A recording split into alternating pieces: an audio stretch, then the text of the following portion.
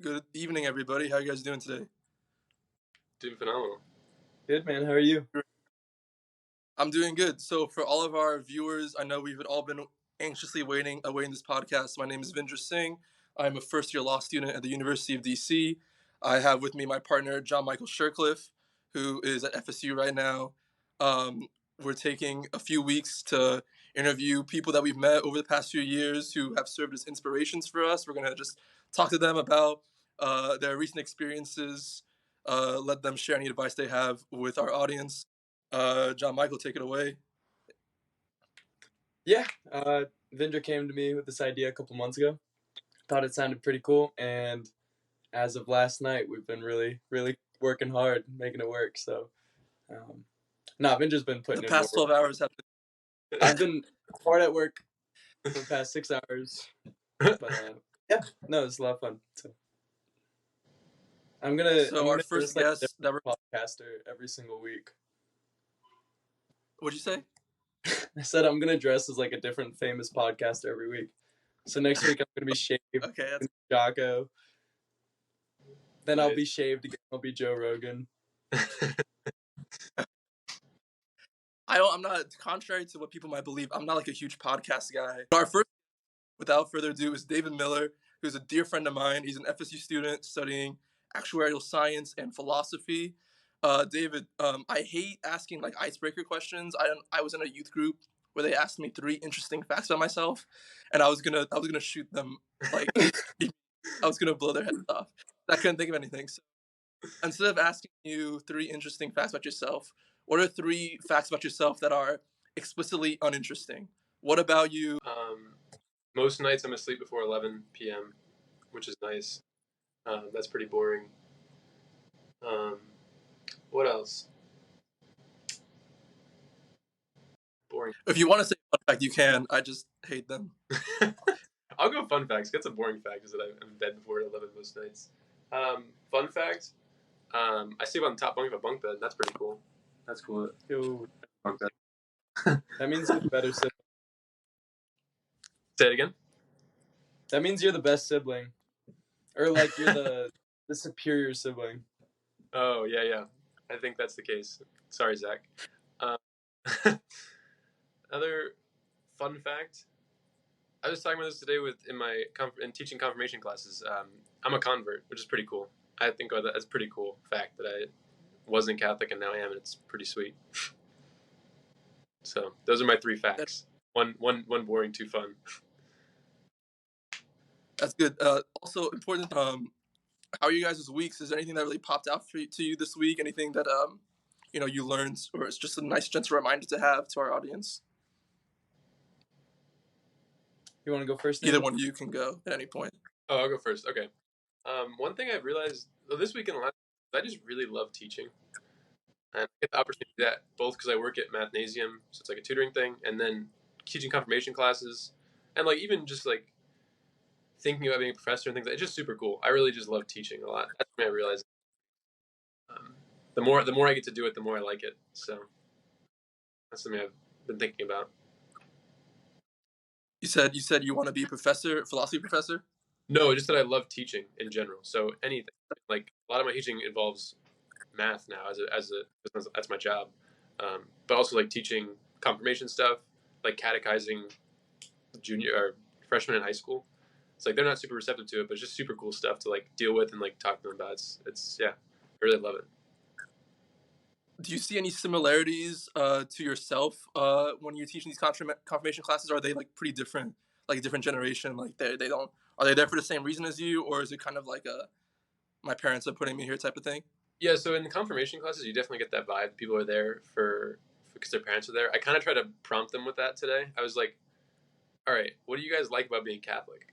Like, do you like it because your parents are here, or do because your parents told you to come here, or do you like it? Like, is there anything you like about it? Kind of like get them to think about why this is a good thing, why they should want it, like the truth of it aside. Like, what are the good things that you can see, without thinking so much about like true or not." Because that was good. I kind of tried to prompt them with that. A lot of them, you get the sense that there's probably 2 or 3 people in that class who are there because they want to be there. Most of them are there because their parents have it, which And then with mathnasium, kind of the same. There's probably one kid who wants to be a mathnasium, and he's pretty cool. Kavish is awesome. I like Kavish a lot. Um, he's I already can't. Bro. I don't know the guy. no, Kavish is cool. So that's about it. Most people are there because their parents have them there, which is that's part of the reason why I want to teach at college level. Because like nobody's taking a college, like especially like a high level college class. Nobody's taking it because their parents are telling them to. They're taking it because like, oh, I actually want to learn this stuff. I especially that in my own like math and philosophy classes. Like people who are kind of there to do whatever. It's really drags down the whole class. But in like especially the math class I'm in right now, advanced calc. People are there because they want to learn this stuff, and they really are like thinking about it and they care about it, and it's very apparent. So that's really why I want to continue teaching and want to be in like the higher levels of teaching.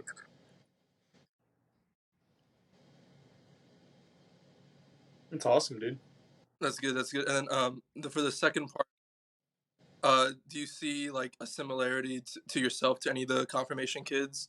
Like, is there anything that you're like, oh, I struggled with this too when I was like learning about Um, I would because you were what you were 19 when you were taking these classes, and they're 15. Mm-hmm. So I was about 19, and so there's no. I think because of exactly what we just talked about, there's not a huge similarity. Whereas like being Catholic or something is like I know this is true. This is why I'm here. Whereas like a lot of them, like I said, it's because their parents are there because they have like a good experience with the Catholic Church or anything. Which all good things. And so mine would be different because I was out of the house and like I chose it for myself. So it's hard to see similarities in that respect, and also in confirmation classes, hard to see the similarity because there's not a lot of like one-on-one conversation. So I'm not really getting like a great insight into like their lives, like what they're thinking about, what they're feeling, things like that.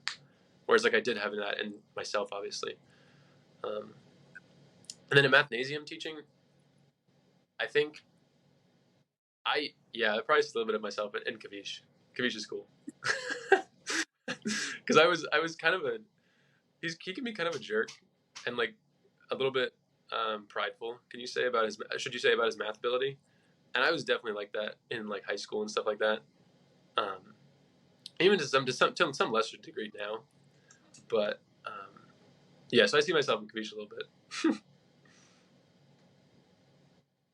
Because you can tell he loves this stuff. Like because I always loved math, but he kind of like flaunts it or like flaunts it. That's the word I'm looking for. Flaunts it a little bit too much. So yeah. Good. Yeah, were you one of those kids who like could do the How's your week, John Michael? You pick up anything? I was just wondering if David was one of those kids who could do the multiplication tables really fast.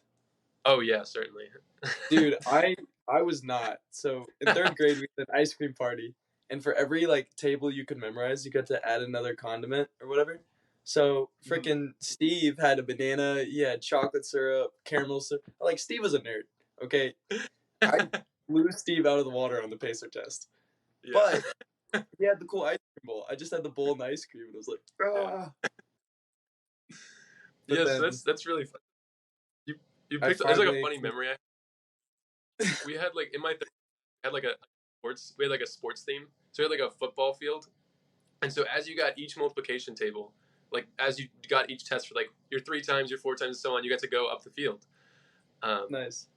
I was like always like the one. There was like one person that, like, and like everyone else was like 70s and 80s and stuff like that. I was like I'm at the 90-yard line, so I'm like ready to go to the next thing. So yeah, that I 100% was that kid. Yeah. And dude, Luke this week, I told him that I might do. There's a professor who's doing like a course on some math class, which means there's no credit. There's no credit for it. I'm gonna read a math textbook with the professor and like learn the stuff. And I was like, yeah, it sounds really cool. And he was like, David, that might be the nerd thing I've ever heard. Like, you're gonna take definitely up there. Hey, but that's cool though. Mm-hmm. Like if you got that thing you like and it's fun, mm-hmm. like who cares if it's the nerdiest thing in the world? Yeah, exactly. That's where I'm at.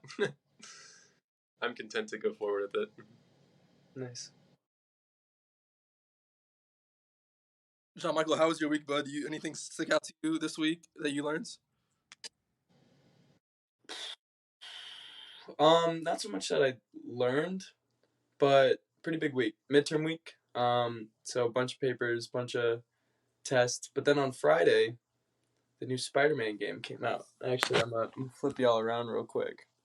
I don't know how. Unpaid, by the way. We are not Bam. sponsored by PS2. Or We are sponsored by Insomniac Games. They will be casting me as Spider-Man in the next film. No, but midterms. We've had a bunch of people over. I live with 11 other roommates in the house. So bunch of bonfires, bunch of unwashed dishes. But yeah, tough week, but great week. Happy to be here. So Nice. I just finished up my midterms as well, and those like wrecked me. Like some of the hardest like preparation I've done for those classes in my life. Like I like barely got through high school with like passing classes. I, by grace of God, got FSU. I like barely like went to most of my classes in undergrad. Like I don't by some external force, I found myself in Washington D.C. in law school because the only reason I can think of is because like it's willed to be, it's prophesized to be this way. Like I don't think I really deserve it, and so like when these midterms are coming up with all these like smart kids, like I barely take notes in classes. I just kind of like ask professor questions of stuff I don't understand. And the midterm was coming up. I took my first practice midterm. I told David about this. The first practice midterm I took, I got 0 questions right on it. I got a big fat goose egg on it. And I was like, maybe this isn't. Maybe I should call my parents to come drive up, take me back. Like, guys, this is a bad idea. I should just go back home and get a job as like a cop or something, right? oh my god.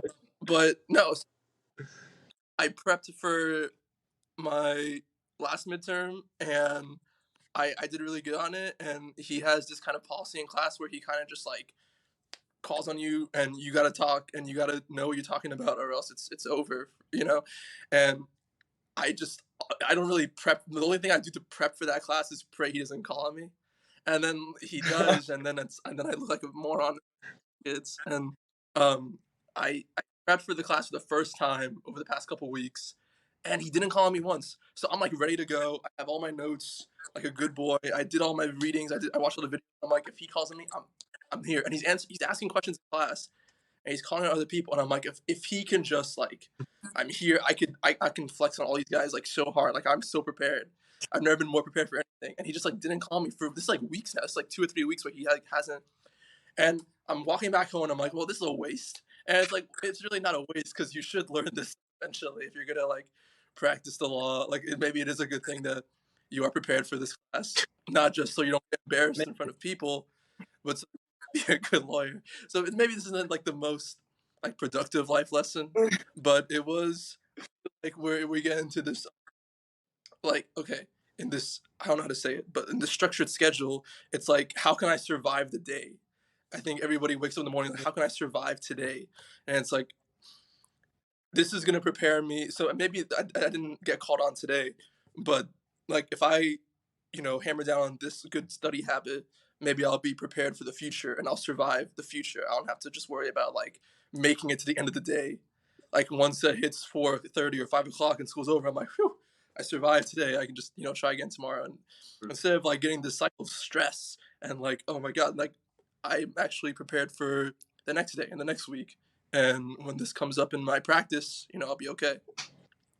I'm really banking on none of my classmates seeing the first like 3 or 4 episodes of the podcast. What is it? Your professor? It sounds like your professor is love bombing you and then ghosting you. That's like straight up narcissism. Oh my goodness. Type of guy who's like texts you like you up at like 1 a.m, Oh, and no. then you immediately yeah, I'm up, and I read the message and I block your number. Here's what Joe Rogan says. I'll cut that part out. You guys read any good books lately or see any cool movies? Yes, I'm reading a super cool book. So there's one of the coolest. I think one of the coolest religious orders out there. They have the Benedictines. It comes from Saint Benedict, and over time, like that order, they relax in their observance of the rule of Saint Benedict, and eventually, in like the year 1000, there was a move to like go back to like strict adherence to the rule of Saint Benedict, and that's called the Cistercian. Their like abbreviation is OCSO, Order of the Cistercians of the Strict Observant, and so they have. There's a lot of documents. There's a book I read last year on like the founders of the Cistercian order. The first three like big guys, the kind of like the fathers of the Cistercian. Super cool book. And so one of the earliest fathers of the Cistercians is Bernard of Clairvaux, Saint Bernard of Clairvaux, and he is famous for his sermons on Song of Songs, uh, which is a super cool book of scripture in light of like the church and like Christ revealing himself as bridegroom, and like images of like God and his people like being wedded throughout like the Old Testament, and then ultimately like, Christ giving himself totally for his bride, the church, in on the cross. And so there's a lot of like romantic love imagery. So it's not such imagery; it's also like literally true. It's also called the Solomon's Song of Songs. And so I'm reading Saint Bernard's sermons on Song of Song. It's really good stuff.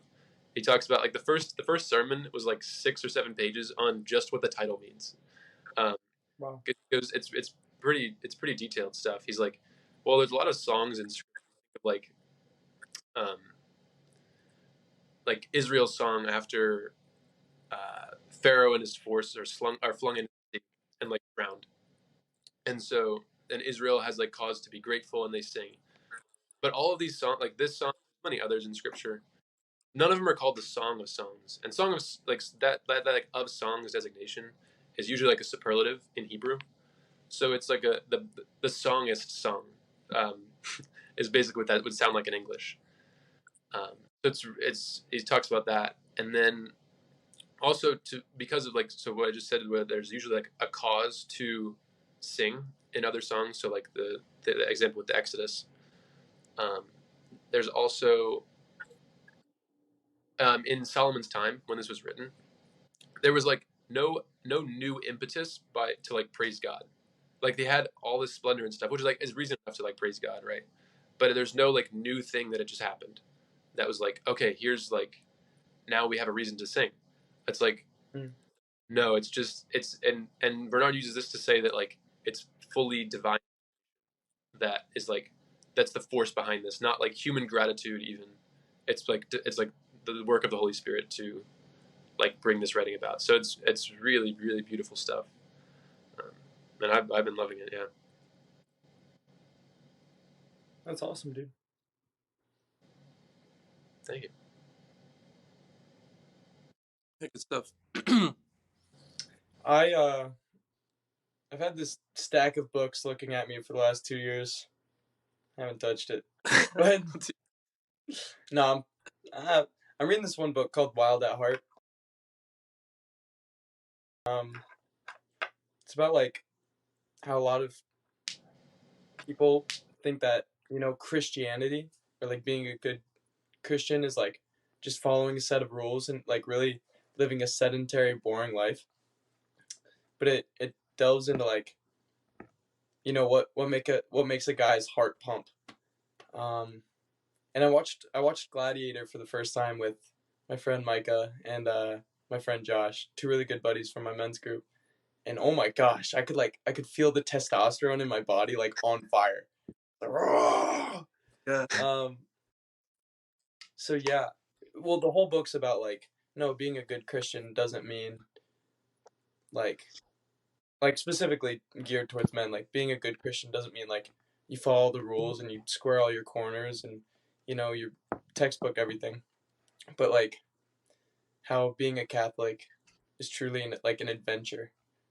Like pursuing God is an adventure, and we're built for adventure, and we're built for love, and we're built for like I don't want to say the fairy tale stuff because that's not it, but like The Princess Bride, I think is a great movie that kind of encapsulates this. Like we're made for adventure, we're made for you know love, like we're made not to be sedentary.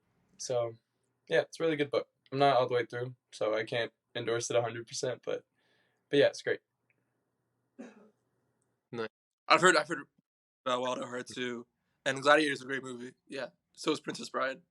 But yeah, no, sounds awesome. I didn't read this recently.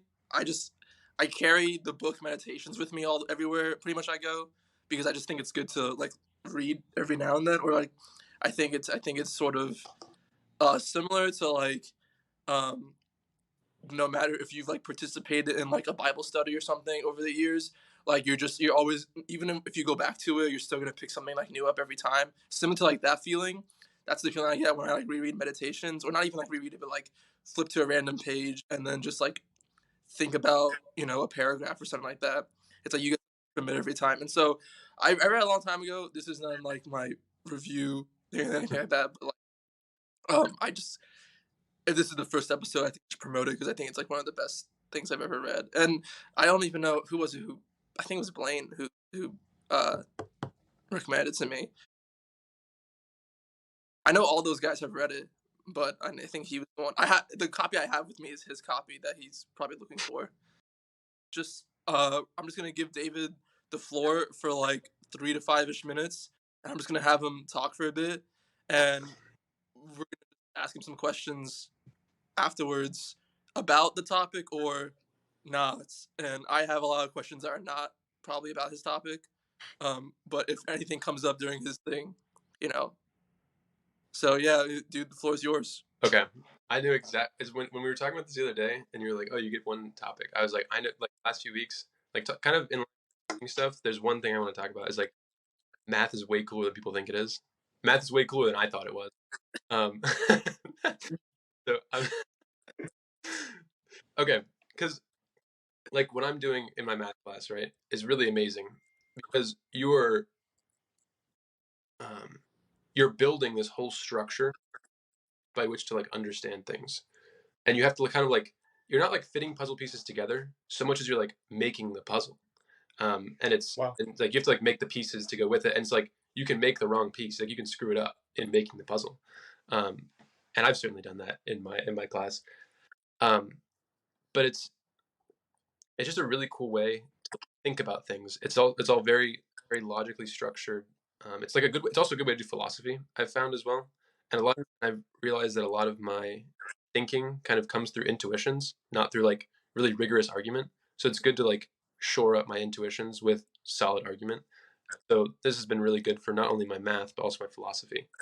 Um, so it's just really cool to like think, it's like your brain thinking in this way. And yeah, it's just really cool. It's really cool stuff to kind of figure out. So yeah, that's my short pitch. If you have more questions. Yeah, I know I was kind of teasing you for the math multiplication table things earlier, but no, like you're like that was all jokes. Like you're spot on. Math actually is like, I don't want to say beautiful in a sense because then I would top you, sounding like the biggest nerd in this little thing. But No, my beautiful all the time. He's like, yeah, really wish I could leave these proofs to you guys because they're just beautiful. You could like figure them out. And it's like sometimes I'm like, I don't know if he's right, but then I'll like do a proof and I'm like, yeah, he's right. That was a beautiful proof. yeah.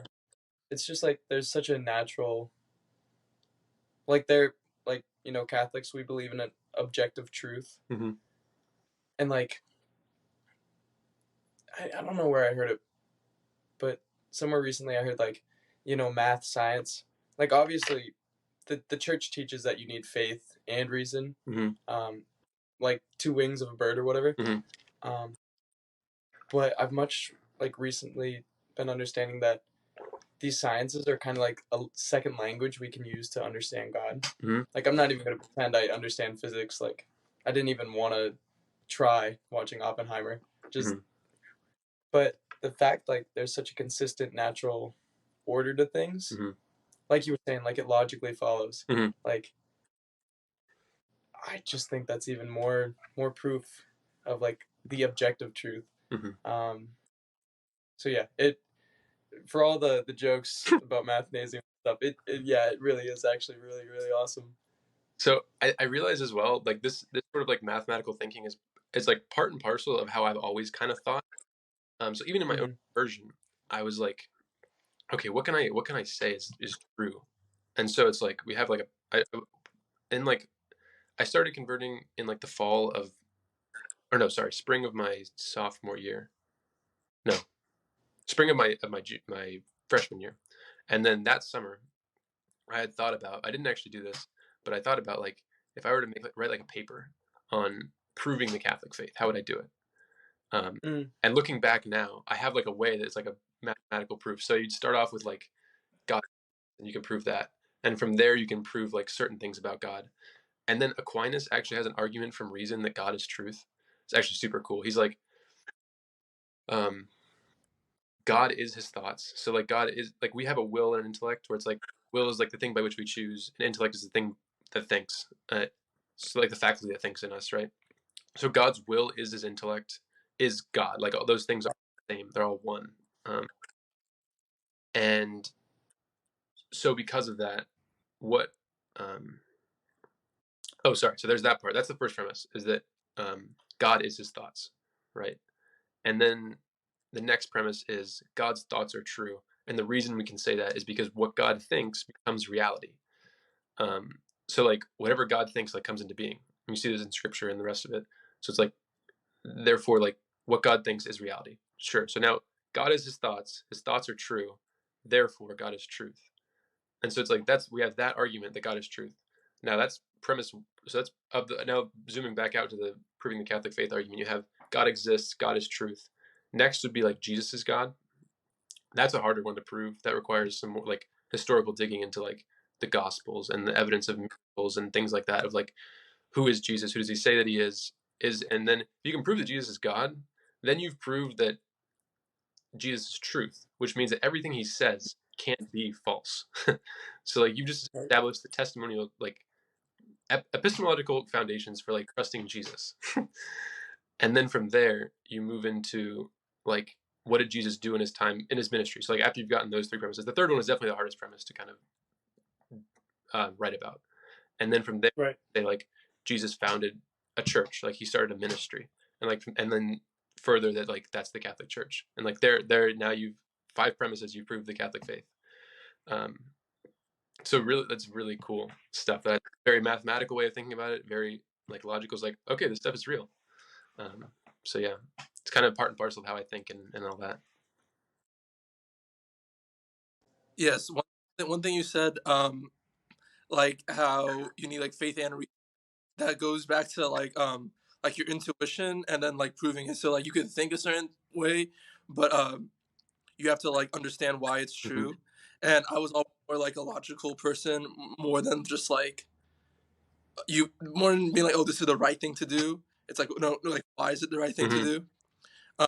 And so when you have like those intuitions, when you are like a feeling based person, it's good to have like an intellectual background to like back it up, not to just like it feels right, but like why does it feel right? So not to say that like which one is like a more effective way of thinking. I'm just more logical.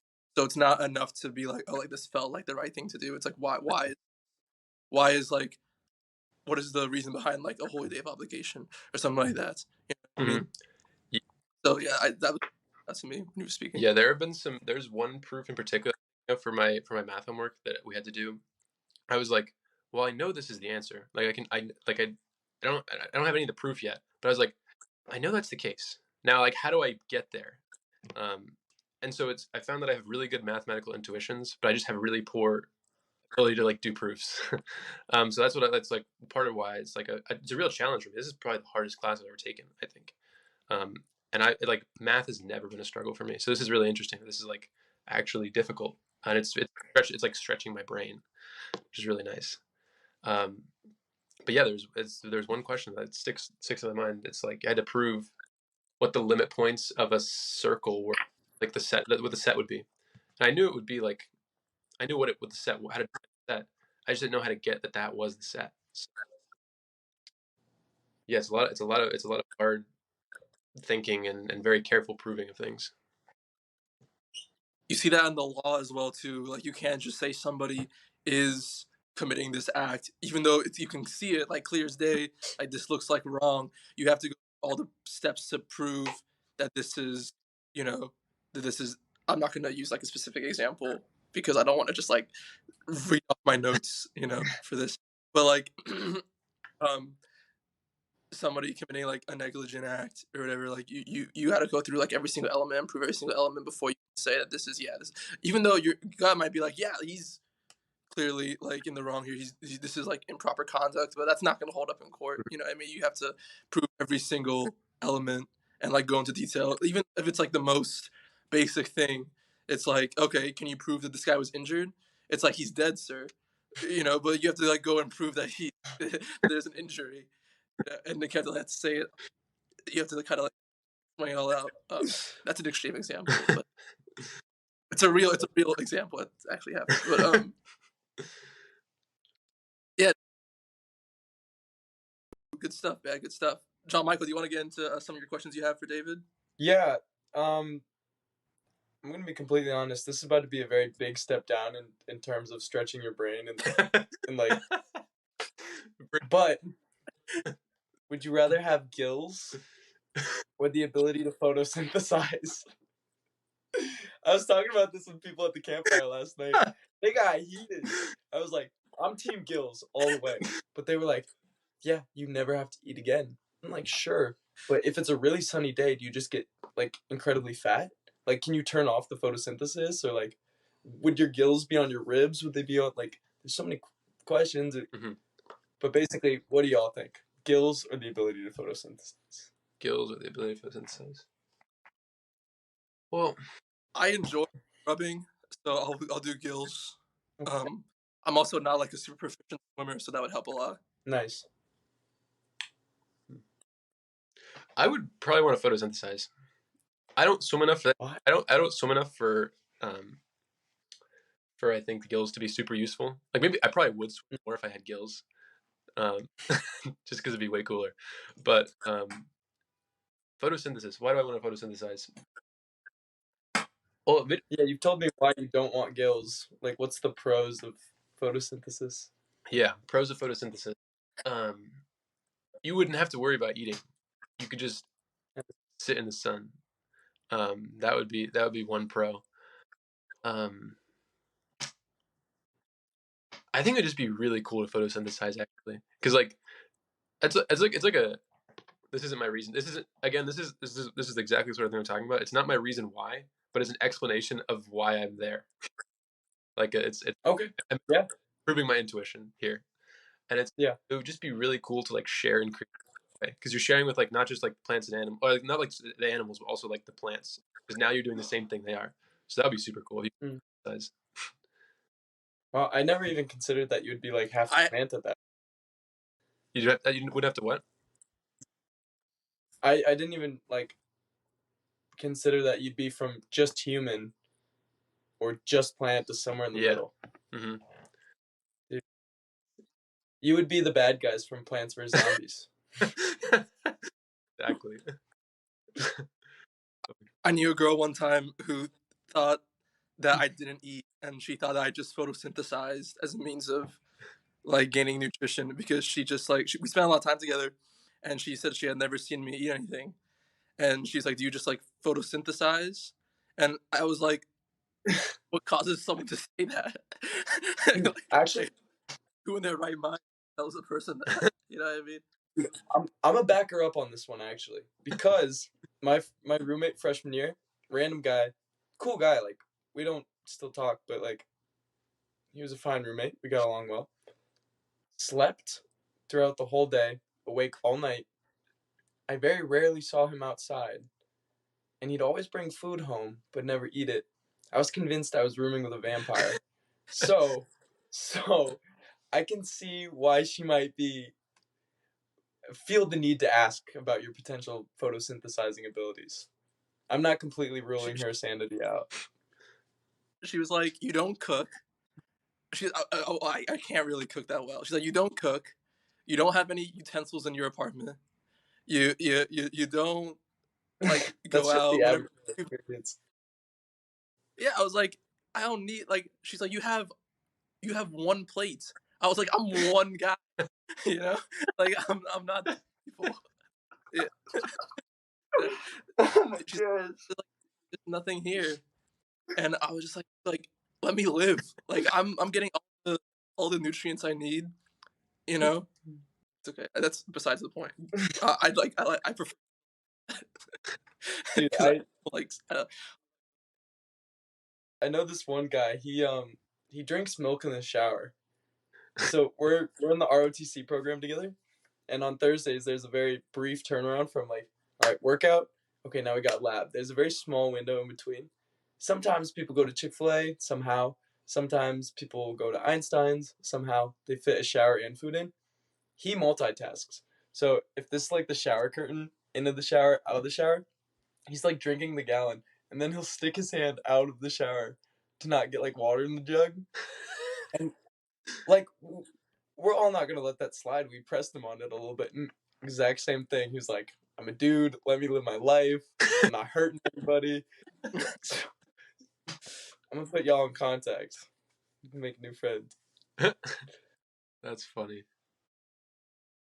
Why like a full gallon of milk he would drink or Yeah. what? That's Not in like one sitting, okay. but no, that would be impressive. Yeah. Have y'all? that's fine. Yep. What is the biggest land animal you think you can beat in a fight? Life or death? I genuinely think I could take a mountain lion on. If like I'm fighting for my life, mountain lion. I think bears, I'm screwed.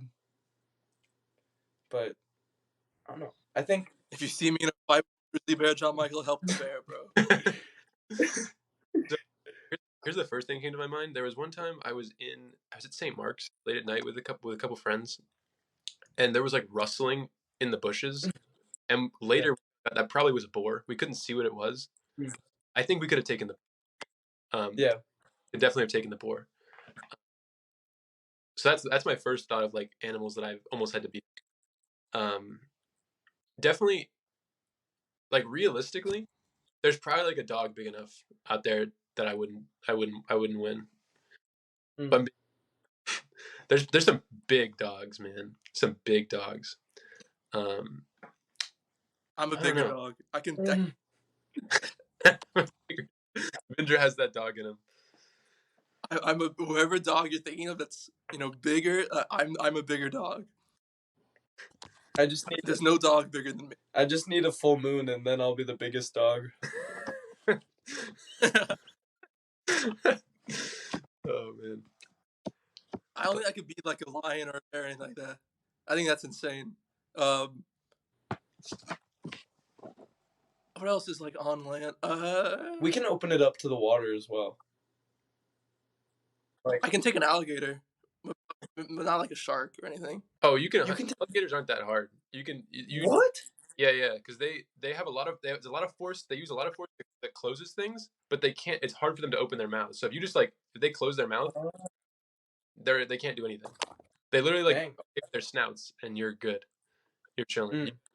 So, yeah, then we're good. We're good in the water. Then I just can't swim that well again. So like, but yeah, alligator, shark. I think they're just like all. I think they're all like imposing physically, but I don't think they're respectfully. They're not me. What's your game plan for a shark swimming at you? Go for the eyes. Thumbs in the eyes all day. That's all you gotta do. That's what my mom always said. Just like, but like really, like don't just like poke it in the eye. Like really dig into like its eyes, and then it won't. Yeah. It won't. But then your hands will be all gooey. That's what you're fighting for your life. You don't want gooey hands. That's where you draw the line. Yeah, I will sleep on the floor, and I will not eat for 24 hours. But the second my hands get ooey gooey, I'm like, yeah, don't take me. Forget it. I guess one thing, David, you and I can talk about while Vindra pulls that up. In the same vein of questions I've been asking, my best friend in the world, he and I were talking a couple days ago, and we were like, dude, in a shallow body of water, who do you have winning? So like knee-high water, do you have a shark winning a fight or a gorilla?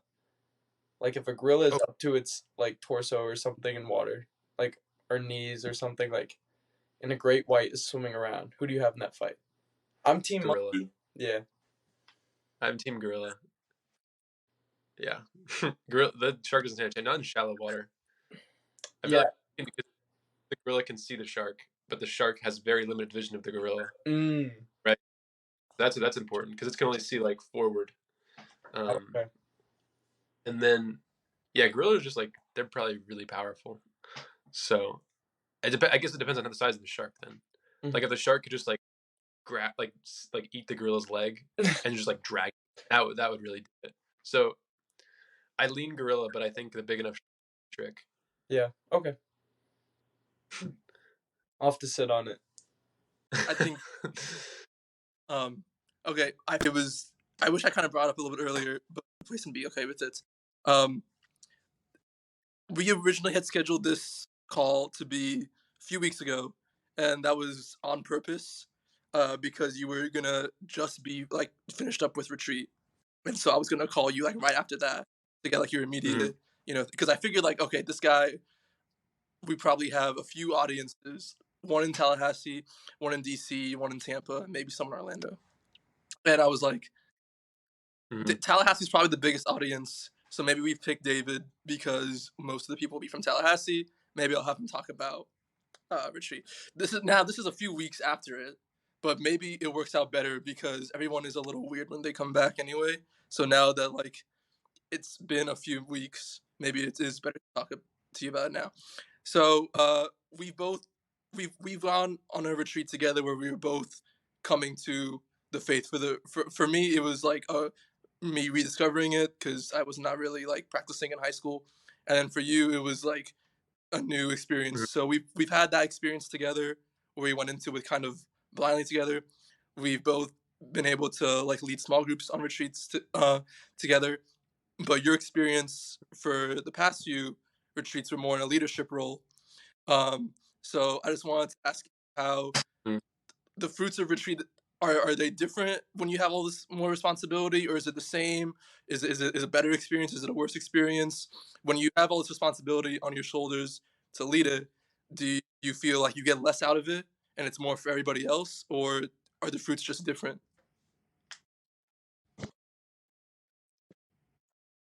I would say the fruits are different because so there's very different expectations. Like I had very different expectations than like your average retreat goer going into retreat because I was like, all right, I'm probably gonna come out this weekend really tired. I'm probably gonna be like spent the whole time, but I'm gonna be leading, and everyone else is gonna be like rested and everything like that. So it's like it's more of a giving, whereas like ordinarily it'd be like more of a receiving. So different expectations right off the bat. So I think because of that, to see that your gift was well received is different than like receiving the gift. So it's like I got to see my gift be well received, and like got to see all of our time and effort and planning and then like the work of others. I mean, like honestly, as a retreat director, you do like I probably contributed to 10% of the work. Elizabeth probably put another 10%, and then like everybody else did like 80%. Like because it's we just get carried by everybody else, especially the producer. Producers put in a lot of work, especially on the actual weekend. So that was cool to see, like other people giving themselves as well. Um, but yeah, it was really good because we had made some small changes to retreat, like scheduling that really people really commented on a lot without even us saying anything. They were like, "Yeah, retreat was just super restful," which is like, yes, we wanted that. We wanted like later wake up times, later breakfast, more rec time. And it's like that. The goal was that for it to be like more free, more restful. And a lot of people came up to us and were like, "Hey, this was a really good retreat. It was super rested coming back." Because a lot of times, I think Vindra, you've probably had this experience as well. Is like coming back from retreat, like, oh, that was exhausting because you stayed up until like 11, or even like stayed up through the night for some people, and then like woke I up don't at six on forty-five retreat, day. bro. I'm at the 4 to 6 sleep schedule. I take a nap, you know, in between the days. It goes for me. But that's by design. Yeah, Continue. exactly, exactly. Because and then so like now we had like usually it's like things are happening until like 11, and then like we wake up at 6:45 the next day, where it's like now we had things ended at like 9, and then you start the next day at like 8:30. So you've widened this gap. You now have like 10 hours plus to sleep, um, and so that was super good. I think the fruits of that were good. We had some incredible speakers. Dr. Tom Neal killed it. Father Tim opened us up. Sister Agnes Maria did a great job. Maddie Massman did a great job. Just super, super appreciative to see all of their work come to fruition as well. Because I think also as one of the planners of retreat, I kind of knew everything that was going to happen more or less. Like I knew what was going to happen. Like I knew that a talk was going to happen. Say I didn't know the content of the talk specifically, but I knew what was coming. Whereas other people didn't as much, and so that was like it wasn't as surprising for me for other people to see things that I wouldn't have noticed because I was already expecting it. It was cool too. Um, so yeah, and then also just diving into Isaiah 6 like before retreat, and having that be the shirt design and everything like that was phenomenal. It came together really beautifully. Yeah, it was cool. It was different fruits, but definitely fruitful. I think to say that I didn't get anything out of it would be terribly misleading. Even if I came back spent and the rest of it and tired. That whole week I was just knocked out. I slept in like 2 hours later than I normally would every day. But I wouldn't have changed a thing. Yeah. I'm glad to hear it. Sorry, So, footage cut off, but I was explaining like, if you're doing like a rescue operation, this thought can be applied to any operation though. As the commander, your job is the top 50%. You're responsible for big picture, you know, getting in, getting out, security of your guys, well-being of your team. But on the like lower 50%, your job is like, okay, what medicine do I practice? What like is my gun ready to go? Like, like how can I be an amazing follower, amazing teammate? Like what specific knots do I tie? So like David, to your point, if the leader whose job is like top 50%, or in your case like top 10%, were to worry about like, okay, what medicine do I practice? What is like, are my guns ready to go? Like if you like get too down in the weeds, the overall mission suffers. So long-winded way of saying like, yeah, what you said was like spot on in my personal opinion. Like leaders just need to empower their team, trust their team to take care of those details so that they can take care of the team. The backbone of the military is like those who actually do the work. So the officers, like they're the, managers, supervisors, but the ones who really get stuff done are like those enlisted leaders and the enlisted like people who are actually doing stuff. They're the yeah, all that to like say, yeah, like no, you're spot on. Well, thank you. Yeah, Yes, thanks for letting me ramble for a couple minutes. no, that's good. So I'm glad it's sort of good military strategy came in handy on retreat. Who would have thought? It just came pretty naturally too. So yeah. yeah. Shout out to all those guys. Caleb Walker, that's my guy. Who else talks? Father Tim, Dr. Neal, Maddie Massman. Yes, I'm sure they all crushed it. Alyssa, I helped Shannon Cooney, Gabby O'Sullivan, Joe. They killed it. Yeah. All this and all not to mention staff too. They also killed it. The sisters, Kevin, Father Luke, super good. Pooks did a great job too. He wasn't involved with much, but Pooks did amazing. Yeah, he had the one moment of worship on the first night. It was back, and then Was like, David, if you wanted to leave the world like one piece of like love or one piece of insight or one piece of wisdom, like, and by love I mean like the willing the good of the other, like if you wanted to give something to the world, even though this podcast will have like 3 viewers, probably us 3, but yeah, like what would you want to say? okay, so my closing thought of like one thing to leave the world is seek the truth and take it seriously. Simple as that. That is a lot of things entailed by that. It requires like effort on your part. It requires like not just like intellectual effort, but also moral effort to like live out what is true. So yeah, take it seriously. It really like truth really matters. That's my thought. Awesome. Awesome. David Miller is a student at FSU. He's studying philosophy and actuarial science. He's also, more importantly, a very good friend of mine who I have been blessed to have around the last couple of years and hopefully for many more. It's honor to have you be our first guest on the world's finest podcast, dude. Um, Many of you guys who are strong supporters of Arete Productions may know him from the Call of the Void or the Rise of Possible Comeback of Max Monroe, both roles where he crushes his character. And it was fitting that you're the first guest on this podcast. So yeah, I just want to thank you for your time, any future time that you might have spent on this, and yeah, dude, it's really great to have you on, and we Yeah. learned a lot. That was better than I thought it was going to go. Yeah. Respectfully. Thank you very much for having me, Vindra, and for your kind words. Same goes for you as well. I'm lucky to have you as a great friend in my life.